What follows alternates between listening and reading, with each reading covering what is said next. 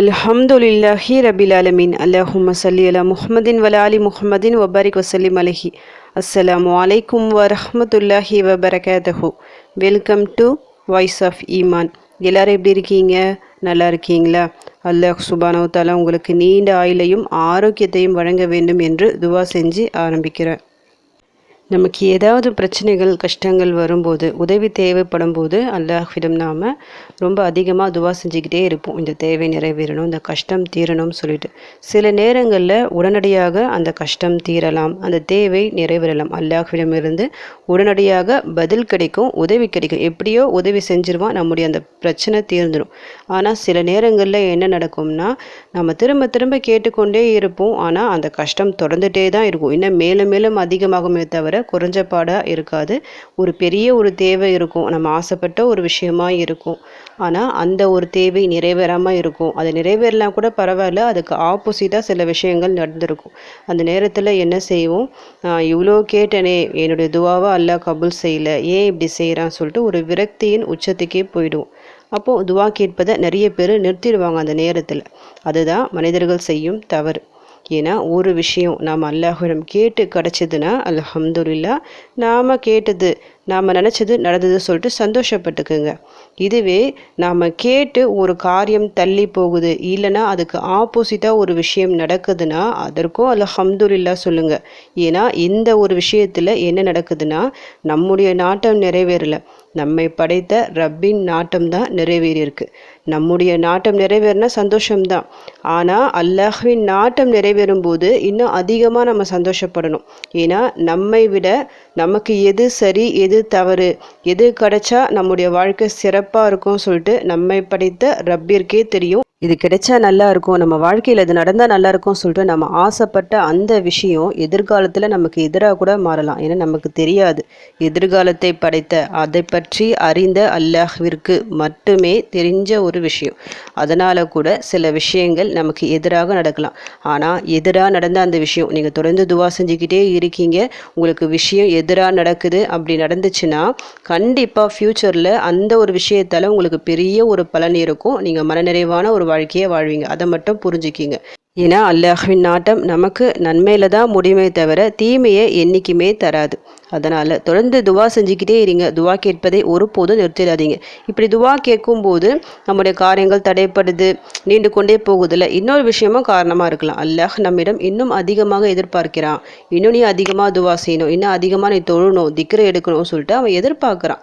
அப்போ எதிர்பார்க்கும் போது நாம் தொடர்ந்து இன்னும் அதிகப்படுத்தி கொண்டே நம்முடைய அமல்களை அதிகப்படுத்தி கொண்டே போகும்போது நம்ம கேட்டதை விட சிறந்ததாக நமக்கு தருவோம். அந்த ஒரு விஷயம் நமக்கு பிடிச்ச மாதிரி இருக்கும்.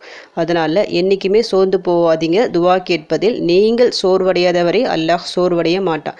ஏன் துவா கபூல் ஆகலை என்ற ஒரு வார்த்தை வராதவரை நாம் கேட்ட அந்த துவாக்களுக்கு நிச்சயம் எப்படியாவது பதில் கிடைத்துரும். நம்முடைய கஷ்டங்களுக்கு மிகப்பெரிய காரணமாக ஒன்று இருக்குன்னா அது நிச்சயமாக நம்முடைய கரங்கள் செய்த தவறின் காரணமாக தான். அதாவது நாம் ஏதாவது தப்பு செஞ்சுருப்போம், அறிந்தும் செஞ்சுருப்போம், அறியாமலும் செஞ்சுருப்போம். அதனால் துவாக்கள் கபூலாகலை, கஷ்டம் தீரலை, முசீபத் நீண்டு கொண்டே போகுது அப்படின்னா அந்த ஒரு நேரத்தில் நீங்கள் துவா செய்வீங்களே, அப்போ யோசிங்க, நாம் ஏதாவது தப்பு செஞ்சிட்டோமா, மற்றவர்களுக்கு ஏதாவது அநீதி செஞ்சிட்டோமா சொல்லிட்டு. அப்போ என்ன பண்ணணும்னா, மற்றவங்களுக்கு ஏதாவது நீங்கள் அநீதி செஞ்சிட்டிங்கன்னா ஃபஸ்ட்டு அவங்ககிட்ட ஒரு மன்னிப்பு கேட்டுக்குங்க. மனதார மன்னிப்பு கேட்டுட்டு அல்லாஹ்விடம் மன்னிப்பு கேளுங்க. பிறகு அதிகமாக தௌபா செய்யுங்க. ஏன்னா நமக்கு தெரியாமல் நிறைய தவறுகள் நடந்திருக்கும்ல. தௌபா துவாக்களை ஓதி ஓதி நீங்கள் அல்லாஹ்விடம் உதவி தேடும்போது நிச்சயமாக அல்லாஹ்வின் உதவி உங்களுக்கு வந்தே தீரும். எந்த துவா உங்களுக்கு கை கொடுக்குதோ இல்லையோ, ஆனால் நீங்கள் கேட்கக்கூடிய தௌபா துவா நிச்சயம் உங்களுக்கு கை கொடுக்கும். தௌபா துவாவை பொறுத்த வரைக்கும் நிறைய இருக்குது, ஆனால் நான் செலக்டிவாக ஒன்று சொல்கிறேன். அஸ்தக்ஃபிருல்லாஹ வ அதூபு இலைஹி, அஸ்தக்ஃபிருல்லாஹ வ அதூபு இலைஹி. அல்லாஹ்விடம் பாவ மன்னிப்பு கோரி மீள்கிறேன். இந்த ஒரு துவாவை நான் எதுக்கு சொல்கிறேன்னா, நபி ஸல்லல்லாஹு அலைஹி வஸல்லம் அவர்கள் ஒரு நாளைக்கு 70 முறைக்கும் அதிகமாக இந்த ஒரு துவாவை ஓதியிருக்கிறாங்க. நபி அவர்கள் மரணிக்கும் வரை ஓதிய ஒரு துவா இது. நபி ஸல்லல்லாஹு அலைஹி வஸல்லம் அவர்கள் யார்? முன்பின் பாவங்கள் மன்னிக்கப்பட்டவர்கள், இறை தூதர் அவர்கள். ஒரு தப்பும் தவறும் செஞ்சதே இல்லை. ஆனால் இருந்தும் அல்லாஹ்விடம் அவர்கள் இது போன்ற தௌபா துவாக்களை டெய்லியும் ஓதி மன்னிப்பு கேட்க காரணம் என்ன? தன்னுடைய இறைவனுக்கு ஒரு நன்றியுள்ள அடியானாக தான் இருக்க வேண்டும் என்ற ஒரு நோக்கத்தில் தான். அப்போது நாம் எந்த அளவுக்கு மன்னிப்பு கேட்கணும் பார்த்துக்குங்க. நபி அவர்கள் 70 முறைக்கும் அதிகமாக ஓதியிருக்காங்கன்னா ஒரு 100 முறை ஓதியிருக்கலாம், 150 முறை ஓதியிருக்கலாம், எத்தனை முறை வேணும்னாலும் ஓதியிருக்கலாம், அவர்களுக்கு தான் தெரியும். ஆனால் நாம் எப்படி ஓதலாம்? குறைஞ்சது ஒரு 100 முறை சொல்லிட்டு கணக்கெடுத்துக்குங்க. ஒரு நாளைக்கு எப்படியாவது இந்த ஒரு துவாவை 100 முறை ஓதணும். இந்த துவா ஓதாமல் தூங்கவே கூடாதுன்னு சொல்லிட்டு நியத்து வச்சுக்கிங்க. நியத்து வச்சுக்கிட்டா எப்படியோ நம்மளுக்கு டைம் கிடச்சிரும். அல்லாஹ் அந்த ஒரு வழியை நமக்கு காமிப்பான், அந்த சந்தர்ப்பத்தை உருவாக்கி தருவான். நியத்து தான் முக்கியம்.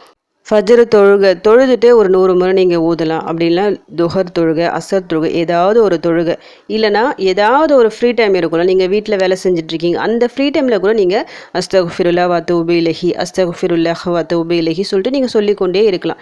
இல்லை நான் மறந்துட்டேன், எனக்கு சுத்தமாக ஞாபகம் இல்லைனா நைட்டு தூங்க போகிறதுக்கு முன்னாடி எப்படியோ நீங்கள் துவாக்களை ஓதிட்டு படுப்பீங்கல்ல, அந்த நேரத்தில் ரிமைண்ட் பண்ணி வச்சுக்கிங்க. இந்த துவாவை கண்டிப்பாக ஓதணும்னு சொல்லிட்டு உங்களுக்கு ரிமைண்டரில் வரணும். இந்த ஒரு துவா ஒரு 100 முறை அவசியம் ஓதிக்கிங்க. 100 முறை ஓதுவது என்பது சிரமமான விஷயம் இல்லை, சின்ன ஒரு துவா.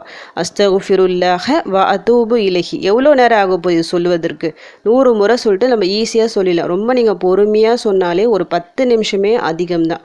ஆனால் நீங்கள் சொல்லக்கூடிய இந்த ஒரு வார்த்தை உங்கள் விதியை மாற்றக்கூடிய ஒரு பெரிய ஒரு விஷயமா இருக்கும். உங்கள் விதியை மாற்றக்கூடிய ஒரு துவாவாக நிச்சயமாக இந்த ஒரு துவா இருக்கும். ஏன்னா நம்முடைய விதியை மாற்றக்கூடிய சக்தி நாம் கேட்குற துவாக்கள்ல இருக்குது. இது போன்ற தௌபா துவாக்களுக்கு அதிகமாக இருக்குது.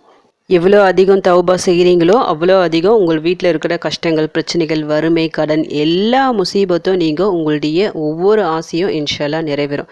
அல் குரானில் நிறைய நபிமார்கள் கேட்ட துவாக்கள் இருக்குது. அந்த ஒவ்வொரு துவாவோட தமிழ் அர்த்தத்தை நீங்கள் எடுத்து படித்து பாருங்கள். அவங்க கேட்டதெல்லாம் தௌபா தான் கேட்டிருப்பாங்க. தௌபா கேட்டுட்டு அதன் பொருட்டால் உதவியை நாடி இருப்பாங்க. அதன்படி அல்லாஹின் உதவி கிடைச்சிருக்கும். நாமும் இதே போல் செஞ்சு பார்த்தா நிச்சயமாக நமக்கும் பலன் தரும். நீங்கள் தௌபா செய்யும்போது இன்னொரு விஷயம் ஞாபகம் வச்சுக்கிங்க. அதாவது உங்களால் யாராவது பாதிக்கப்பட்டிருந்தால் உங்களுக்கே தெரியும், நீங்கள் ஏதாவது பிரச்சனை யாருக்காவது பண்ணியிருந்தால் அதன் மூலமாக அவங்க அழுது அவங்க வாழ்க்கையை பாதிக்கப்பட்டிருந்தால் முதல்ல அவங்கக்கிட்ட தௌபா செய்யுங்க.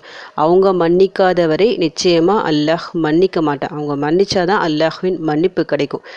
சாரி கேட்கறதுல கூச்சலாம் பட வேணாம், வெக்கப்பட தேவையில்லை. ஏன்னா நம்முடைய வாழ்க்கையை சரியாகணும். அதனால் மனதார மன்னிப்பு கேட்டுக்குங்க. அப்பப்போ சால்வ் பண்ணிக்கிங்க. எந்த பிரச்சனையும் மனதில் வச்சுக்காதீங்க. இது போன்ற உள்ளத்தை தான் அல்லாஹ் நேசிக்கின்றான். சின்ன ஒரு துவா அஸ்தகுஃபிருல்லாஹ வ தூபு இலைஹி. நிச்சயமாக இந்த ஒரு துவா உங்கள் வாழ்க்கையை மாற்றத்திற்கு காரணமாக இருக்கும் இன்ஷால்லா. உங்கள் கஷ்டங்கள், பிரச்சனைகள் எல்லாம் தீரணும், உங்களுடைய எல்லா பாவங்களையும் அல்லாஹ் மன்னிக்கணும் சொல்லிட்டு உங்களுக்காக நானும் துவா செஞ்சுக்கிறேன்.